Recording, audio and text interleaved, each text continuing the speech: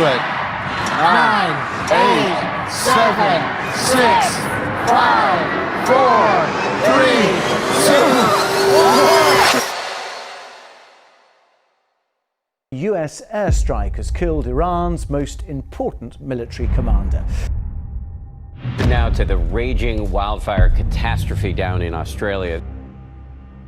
Kobe Bryant, the legendary NBA star, is dead tonight. His adorable 13-year-old daughter, Gianna, known as Gigi, also dead tonight. We will be suspending all travel from Europe to the United States for the next 30 days. World War III is beginning to trend on social media. We have therefore made the assessment that COVID-19 can be characterized as a pandemic. Cases of novel coronavirus infections continue to increase across the globe.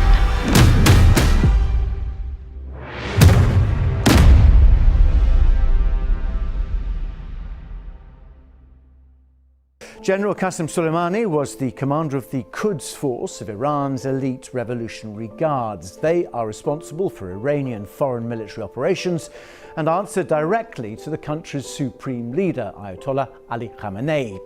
Well, General Soleimani, who for many was seen as a charismatic national hero at home, was one of several people killed by a US drone strike as he traveled in a convoy near Baghdad's international airport. Tens of thousands of people driven from their homes, and ABC's Maggie Rulli is right there on the ground. Maggie, good morning. Guys, conditions here just keep getting worse. We are seeing high winds, soaring temperatures, flames like this popping up. You can feel that heat off of the flames. You can feel that wind just funneling this fire up the highway. And the U.S. killing of Iran's General Qasem Soleimani has brought tensions in the Middle East to a new level. The helicopter they were traveling in crashed outside of Los Angeles. No word yet on why it crashed, but it went down and it caught fire on a hillside in Calabasas, California.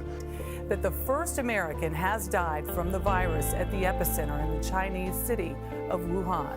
The outbreak is responsible for more than 720 deaths. All but 2 have occurred in mainland China. More than 34,000 people have been infected with the virus worldwide, including at least 12 confirmed cases of the virus right here in the United States. We're going to turn now to another big story, that shooting at a Molson Coors brewery facility in Wisconsin. One of the worst mass shootings in the state's history. Police say an employee went on a rampage, killing at least 5 co-workers before taking his own life.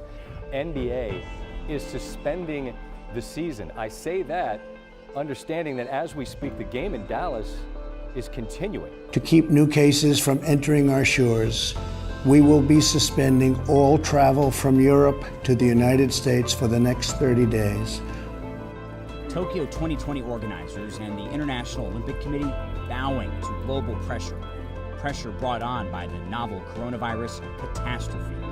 The world now has more than 1 million confirmed cases of COVID-19. The country with the most cases continues to be the U.S., with more than 200,000. New York State alone has more coronavirus cases than any country on Earth.